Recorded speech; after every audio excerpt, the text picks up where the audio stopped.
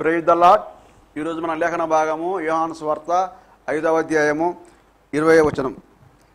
తండ్రి కుమారుని ప్రేమించుచు తాను చేయు వాటి నెలను ఆయనకు అగపరుచున్నాడని మీతో నిశ్చయముగా చెప్పుచున్నాను.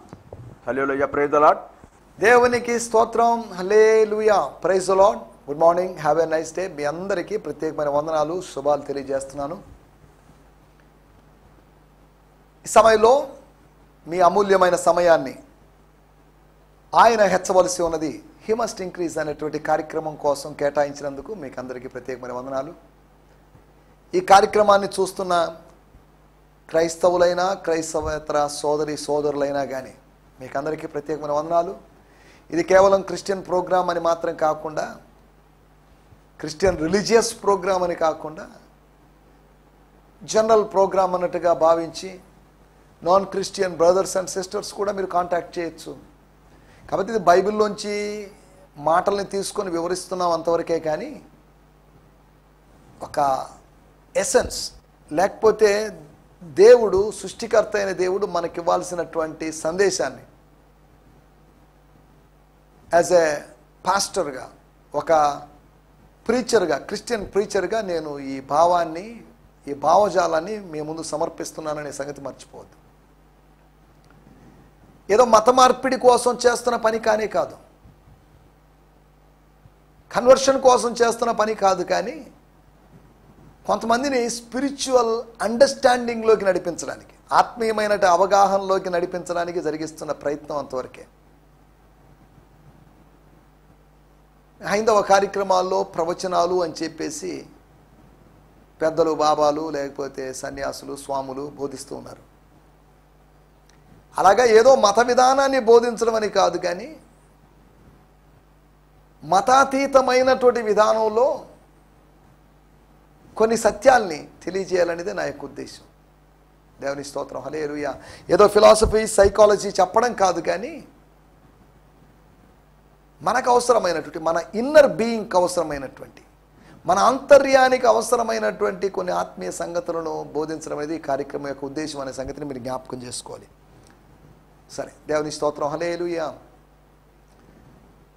క్రైస్తవత్వం ఒక మతం కాదని, ఒక మార్గమని, అదే సమయంలో మతమని, మార్గమని ఇలా వేరు వేరు అభిప్రాయాలు ఉన్నప్పటికీ కూడా క్రైస్తవ మతం అనేటువంటి విధానంతో నేను అంతగా ఏకీభవించను. కానీ క్రైస్తవ జీవన శైలి, lifestyle, Christian lifestyle, లేకపోతే Christian way, this is not a religion, this is a relation అనే సంగతిని మీకు గుర్తు చేస్తున్నాను. దేవుని స్తోత్రం.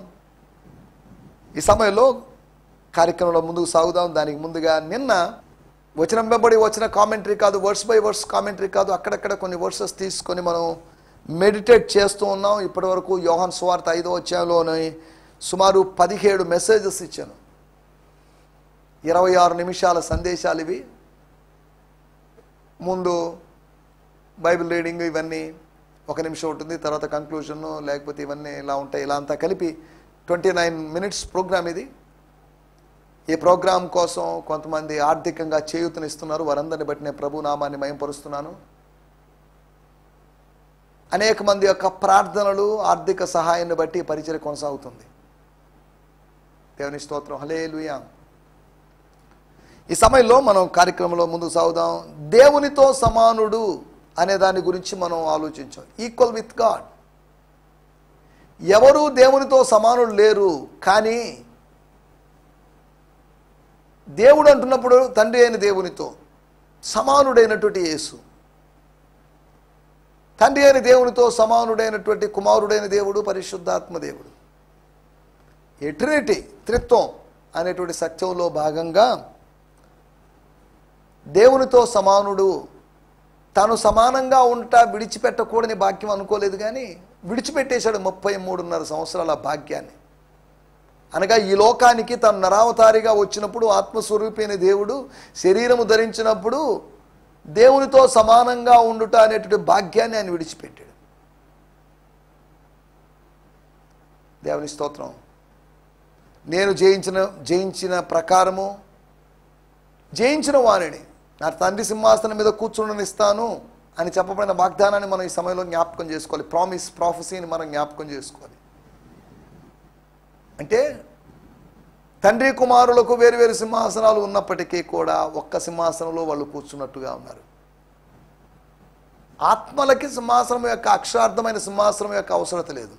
ఆత్మలకి అక్కడ సింహాసనం వేయబడిందని కూడా కాదు మనం అర్థం చేసుకోవాల్సింది. ఆ చెప్పబడిన పద ప్రయోగాన్ని బట్టి మనం అర్థం చేసుకోవాల్సింది అంటే వాళ్ళకి ఇవ్వబడిన ప్రాధాన్యత, ప్రభువే ప్రాధాన్యత కలిగిన స్థలం పరలోకం, మనుషులే ప్రాధాన్యత కలిగినటువంటి స్థలం ఈ లోకం.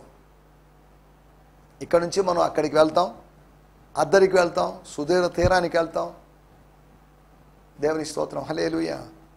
పని చేయడంలో అనగా కార్యాలు క్రియలు చేయడంలో తండ్రితో సమానుడైనటువంటి యేసుని బ్రతికించుటలో, మనుషులను బ్రతికించడం, లాజరును బ్రతికించినట్టు నాయని గ్రామంలోని విధవరాలి కుమారుణ్ణి, సమాజ మందిరపు అధికారి కుమార్తెని, ఇలా మనుషుల్ని బ్రతికించడంలో అనగా ఆత్మీయంగాను భౌతికంగాను లేకపోతే అక్షరార్థంగాను బ్రతికించడంలో తండ్రితో సమానుడైన వాడని, తండ్రి కన్నా కాస్త తక్కువైన వాడని కాదు, తండ్రి కన్నా చాలా ఎక్కువైనవాడని కాదు. అంతేకాకుండా వాళ్ళ మధ్యలో మనం అనుకుంటున్నట్టే ఎక్కువ తక్కువ అనేటు తారతమ్యాలు లేవు. They are equal. అంతేకాకుండా ఘనత విషయంలో, చెందాల్సినటువంటి ఘనత విషయంలో ఆయన తండ్రితో సమానుడని, అంతేకాకుండా బ్రతుకుటలో, జీవించుటలో తనంతట తానే బ్రతుకుతున్నాడు, తనంతట తానే జీవం కలిగి ఉన్నాడు. ఆ జీవం ఎన్నటికీ నాశనము కాని శాశ్వతమైన జీవములో ఉన్నాడు. సృష్టి ఆరంభానికే ముందు ఉండి సృష్టి తర్వాత కూడా, నాశనమైన తర్వాత కూడా ఆయన ఉంటాడు. మనం సృష్టి నాశనమైన తర్వాత మనం ఉంటాం, కానీ సృష్టి ఆరంభానికి ముందు మనం లేము. మన ఈ జీవితకాలం పరిమితమైంది. 70 సంవత్సరాలు, 80 సంవత్సరాలు లేదా 90 సంవత్సరాలు, అంతకుమించి ఎక్కువగా మనం బతకలేము. కానీ దేవుడు అలాంటి వాడు కాదు. దేవుడు శాశ్వతమైన వాడు. He is eternal being. దేవుని స్తోత్రం. ఆయన మనలాగా మర్త్యమైన వాడు కాదు, అమర్త్యమైన వాడు. ఆయన మనలాగా క్షయమయ్యేవాడు కాదు, ఆయన అక్షయమైన వాడు. ఆయన అమరుడు, ఆయన అక్షయుడు, ఆయన అమర్త్యుడు అనే సంగతిని మనం గుర్తు చేసుకోవాలి. సరే, దేవుని స్తోత్రం, హల్లెలూయా. ఈ సమయంలో మనం యోహాను సువార్త 5వ అధ్యాయము 20వ వచనాన్ని మనం ధ్యానించుకుందాం. Gospel according to John 5th chapter verse 20. తండ్రి కుమారుని ప్రేమించేసి అని కాదు, ప్రేమించుచు తాను చేయు వాటిని ఎల్లను ఆయనకు అగపరుచున్నాడని మీతో నిశ్చయముగా చెప్పుచున్నాను. మరియు మీరు ఆశ్చర్యపడినట్లు వీటికంటే గొప్ప కార్యములను ఆయనకు అగపరచును. Because the father loves his son so much. ఎవరో ఒక తండ్రి ఎవరో తన కుమారుని ప్రేమిస్తున్నాడు కాదు. Because the father, heavenly father, the father who sends me, loves his son so much, he always reveals to him everything that he is about to do. And you will all be amazed when he shows him even greater works than what you have seen so far. Because the father loves his son so much, he always reveals to him everything that he is about to do. Father loves his son. Father God loves his son. తన ఏకైక కుమారుణ్ణి, తన జ్యేష్ఠ కుమారుణ్ణి, his only begotten son. మనం ఆయన కుమారులుగా ఎంచబడ్డాం, అధికారం పొందుకున్నాం, అది వేరే విషయం. మనల్ని కూడా ఆయన ప్రేమిస్తున్నాడు. కుమార్తెలను కుమారులను, యేసుకున్న కుమారత్వం లాంటిది కాదు మనకున్న కుమారత్వం. ఏదేమన్నా మన కుమారులమే. ఆయన ప్రేమిస్తున్నాడు. లోకమును ప్రేమించాడు అంటే భూలోకాన్ని ప్రేమించాడని, పరలోకాన్ని ప్రేమించాడని. పరలోకంలో ఉన్నటి దేవదూతలను, లేకపోతే 4 జీవులను, 24 పెద్దలను, అలాగే భూలోకంలో ఉన్నటువంటి భక్తులని అందరినీ ఆయన ప్రేమిస్తున్నాడు. పరలోకంలోని 4 జీవులు, 24 పెద్దలు, లేకపోతే దేవదూతలను మాత్రమే కాకుండా తన సొంత కుమారుణ్ణి, తన సొంత కుమారుని అనుగ్రహించుటకు వెనుదీయనివాడు, ప్రేమిస్తున్నాడు. ఇక్కడ రాయబడిన మాట అదే, తండ్రి కుమారుని ప్రేమించాడు. ప్రేమించి ఆపేశాడని కాదు, ప్రేమిస్తూ ఉన్నాడు, ప్రేమించుచు. దేవుని స్తోత్రం. మన టైటిల్ పంపిన వాని ప్రేమ. పంపిన వాని ప్రేమ ఏంటి? పంపిన వానికి ప్రేమ ఉంది. ప్రేమ ఉంది కాబట్టి పని చేయించుకోవాలి కాబట్టి పంపాడని కాదు, ప్రేమ ఉంది కాబట్టి పంపించాడు. కుమారుని మీద ప్రేమ ఉంది, కుమారులుగా కావలసిన వారి మీద ప్రేమ ఉంది. లోకం మీద ప్రేమ ఉంది. లోకం మీద ఉన్నట్టు ప్రేమను వ్యక్తం చేయడానికి తాను లోకంగా భావించి ప్రేమిస్తున్నటువంటి కుమారుణ్ణి లోకానికి పంపించాడు. నేను మరలా చెప్తున్నాను అన్నమాట. లోకాన్ని ప్రేమించాడు కాబట్టి తనకు ఆయనే లోకం అన్నట్టుగా ఉన్నటువంటి ఆ కుమారుణ్ణి లోకం కోసం పంపించేశాడు. ప్రేమ కోసం ప్రేమను ప్రాణత్యాగం చేశాడు. ప్రేమ కోసం దేవుడు లోకమును ఎంతో ప్రేమించాడు. ఆ ప్రేమ కోసం తన సొంత కుమారుణ్ణి, తాను దేవుణ్ణి ప్రేమిస్తున్నాను నిరూపించడానికి, తాను దేవుణ్ణి ప్రేమిస్తున్నాను రుజువు చేయడానికి అబ్రహాము తన సొంత కుమారుణ్ణి, తన ప్రేమిస్తున్నట్టు కుమారుణ్ణి బలిపీఠం మీదకి ఎక్కించాడు. లేదు వాడిని అర్పించలేను కానీ నేను నిన్ను ప్రేమిస్తున్నాను అంటే కుదరదు. ప్రేమ కోసం ప్రేమ ప్రాణత్యాగం చేసింది. ప్రేమలో త్యాగం ఉంటుంది, ప్రేమలో సమర్పణ ఉంటుంది. సరే, దేవునికి స్తోత్రం. పంపిన వాని ప్రేమ ఏంటి? ఇక్కడ రాయబడిన మాటలు, తండ్రి కుమారుణ్ణి ప్రేమిస్తూ. ఎప్పటి నుంచి అని మనం ఆలోచిస్తే యోహాను సువార్తలో 17వ అధ్యాయంలో మనం గమనిస్తే 24వ వచనం, 24వ వచనం చివరి భాగం, జగత్తు పునాది వేయబడక మునిపే నీవు నన్ను ప్రేమించితివి. కుమారుడు చెప్తున్న మాట తండ్రి అని సంబోధిస్తూ చేస్తున్న ప్రార్థన. తండ్రి, నేను ఎక్కడ ఉందునో అక్కడ నీవును నాకు అనుగ్రహించిన వారు నాతో కూడా ఉండవాలని, నీవు నాకు అనుగ్రహించిన నా మహిమను వారు చూడవాలని కోరుచున్నాను. జగత్తు పునాది వేయబడక మునిపే నీవు నన్ను ప్రేమించితివి. నీవు నన్ను ప్రేమించితివి. నిన్నగాక మొన్నగాక ప్రేమించిన ప్రేమ కాదు. చిరకాల స్నేహితుడు అని అంటాం, చిరకాల స్నేహం ఏం కాదు, కానీ చిరకాల ప్రేమ ఇది. తండ్రి కుమారుల మధ్యలో ఉండే ప్రేమ, విడదీయరానటువంటి ప్రేమ, స్ట్రాంగ్ అండ్ డీప్ లవ్. దావీదు యోనాతానుల మధ్యలో ఉన్న ప్రేమ కన్నా, దావీదు యోనాతానుల మధ్య ప్రేమ ఉండి యోనాతాను యొక్క మరణాన్ని బట్టి దావీదు దుఃఖించి, తండ్రి కుమారులైనటువంటి సౌలు యోనాతానులు వాళ్ళు బాగా ప్రేమ కలిగిన వాళ్ళు ఒకరినొకరు వీడలేకపోయారు, మరణ సమయంలో కూడా కలిసి మరణించారని పాడాడు.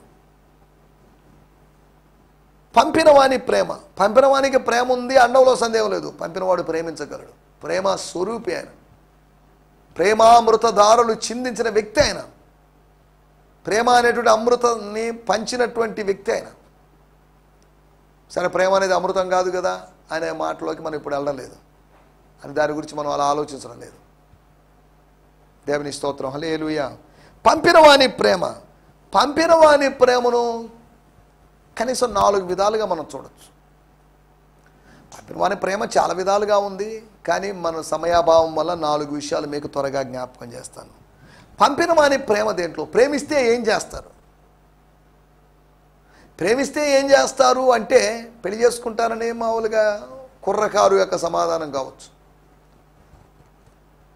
ప్రేమిస్తే ఏం చేయాలి దెలీలా గారు అని ఒకళ్ళు అడిగామనుకోండి, ప్రేమిస్తే రహస్యాలు బయలుపరచాలండి, తెలియజేయాలండి, రహస్యాలు చెప్పాలండి, ఉన్న విషయాలు, దాగిన విషయాలు, మరుగైన విషయాలు చెప్పాలండి. ఓహో, ప్రేమిస్తే ఆ పని చేయాలన్నమాట.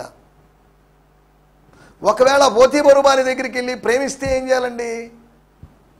ప్రేమిస్తే శయనించాలి, ప్రేమిస్తే సుఖాన్ని ఇవ్వాలి.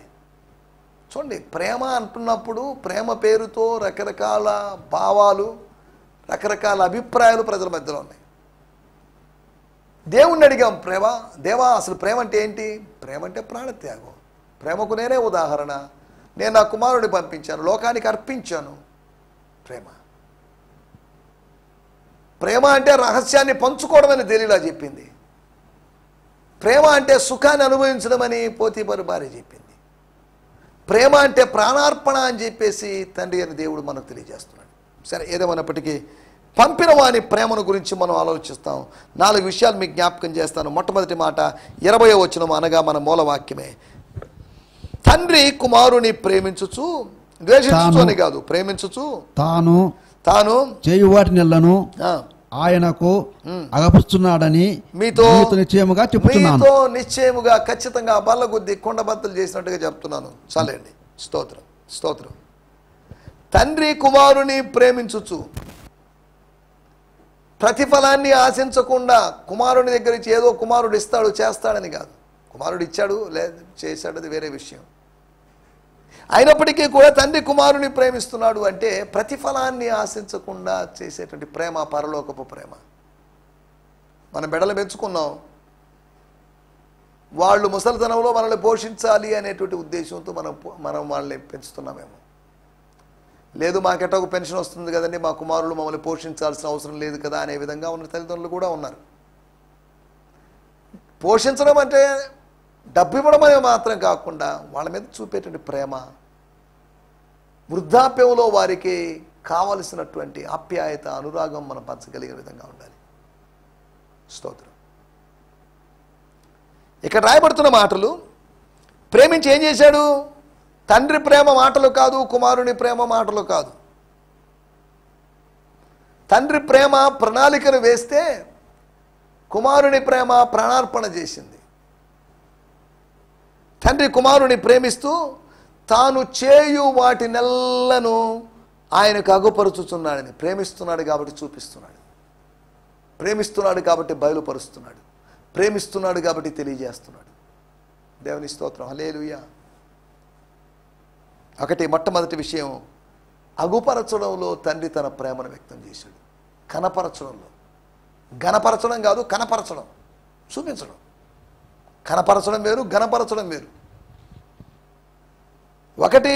అగుపరచడంలో పంపిన వాని ప్రేమను మనం చూస్తున్నాం. పంపిన వాని ప్రేమ ఎవరి మీద అంటే పంపబడిన వాని మీద ప్రేమ. పరిశుద్ధాత్మ ద్వారా మన హృదయాల్లో ప్రేమ కుమ్మరించబడింది అని రోమాపత్రిక 5వ అధ్యాయంలో రాయబడింది. ప్రేమ, వాళ్ళిద్దరి మధ్యలో ప్రేమ కుమ్మరించబడింది. తండ్రి కుమారునిలోకి ప్రేమను కుమ్మరించాడు. స్తోత్రం.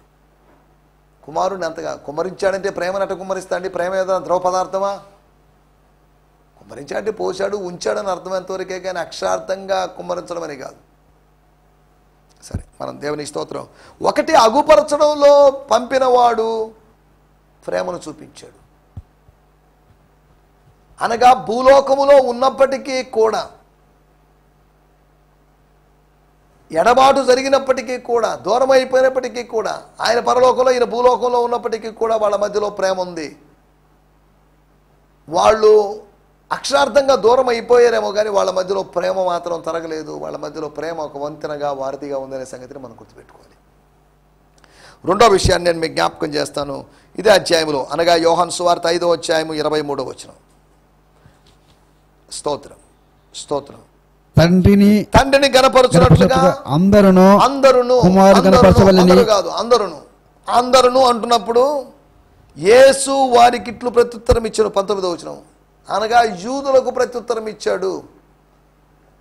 అనగా దాని అర్థం, తండ్రిని గణపరచునట్లుగా మీరు, యూదులైన వాళ్ళు తండ్రిని గణపరుస్తున్నారు సమాజ మందిరాల్లో, దేవాలయాల్లో, అలాగే కుమారుణ్ణి కూడా గణపరచాలి. అనగా దాని అర్థం ఏంటంటే, యూదులు మాత్రమే కాదు, తండ్రిని గణపరిచే వాళ్ళందరూ, తండ్రిని గణపరచని వాళ్ళు కూడా తండ్రిని మరియు కుమారుణ్ణి గణపరచాలి. తీర్పు తీర్చుటకు సర్వాధికారము కుమారునికి అప్పగించి ఉన్నాడు. సర్వాధికారాన్ని అప్పగించి ఉన్నాడు, అధికారాన్ని ఇచ్చేశాడు. కుమారుని గణపరచని వాడు ఆయన పంపిన తండ్రిని గణపరచడు. స్తోత్రం. ఇప్పుడు 26వ వచనాన్ని కూడా మనం చదువుకుందాం. తండ్రి ఎలాగూ అలాగే కుమారుడు తనంతట తానే జీవము గలవాడైనటకు కుమారునికి అధికారం అనుగ్రహించను. కుమారునికి అధికారము అనుగ్రహించను, సర్వాధికారము అప్పగించి ఉన్నాడు అని 23వ వచనంలో. ఇక్కడ అధికారము అనుగ్రహించను. రెండో విషయం మనం ఆలోచిస్తున్న విషయం, పంపిన వాని ప్రేమ అగుపరచడంలో, చూపించడంలో, దర్శనాలు అనుగ్రహించడంలో, లేకపోతే స్వప్నాలు అనుగ్రహించడంలోనూ, లేదా బయలుపరచడంలోనూ కనిపిస్తుంది. అగుపరచడములో వ్యక్తమైన ప్రేమ. రెండోది అనుగ్రహించడంలో, ఇవ్వడంలో. స్తోత్రం. మనం ప్రేమించామనుకోండి, ఇస్తాం. ప్రేమించిన వ్యక్తి కోసం ఏదో చేస్తాం,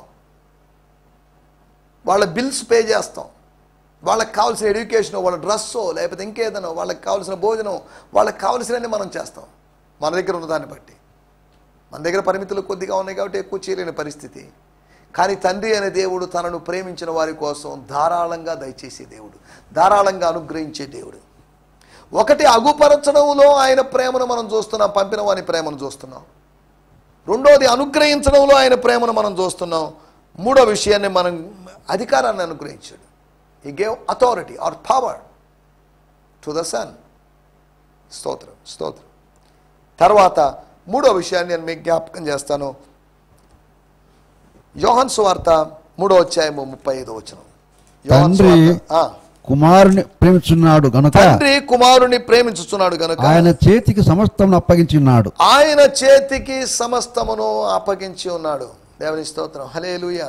తండ్రి ఏం చేస్తున్నాడట? కుమారుణ్ణి ఏనాడు ద్వేషించలేదు.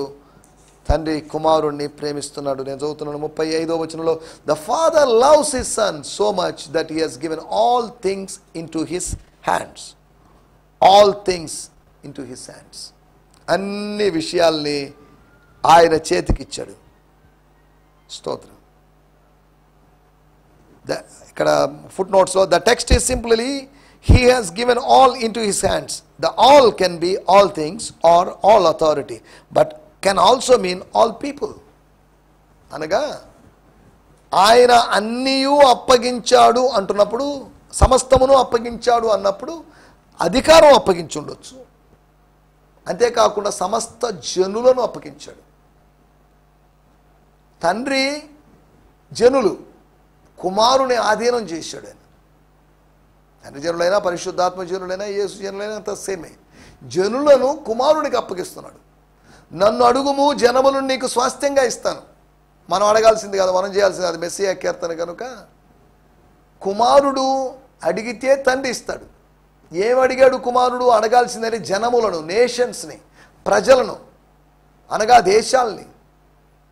స్తోత్రం, హల్లెలూయా. అలా అడిగాడు కాబట్టి కుమారుడు తండ్రి వద్ద నుండి విజ్ఞాపన చేస్తున్నాడు కనుక అనేక దేశాలు, అనేక ప్రాంతాలు, అనేక దేశాల్లోని ప్రజలు ఆయనకు అప్పగించబడ్డారు, యేసుకు అప్పగించబడ్డారు. దేవుని స్తోత్రం, హల్లెలూయా.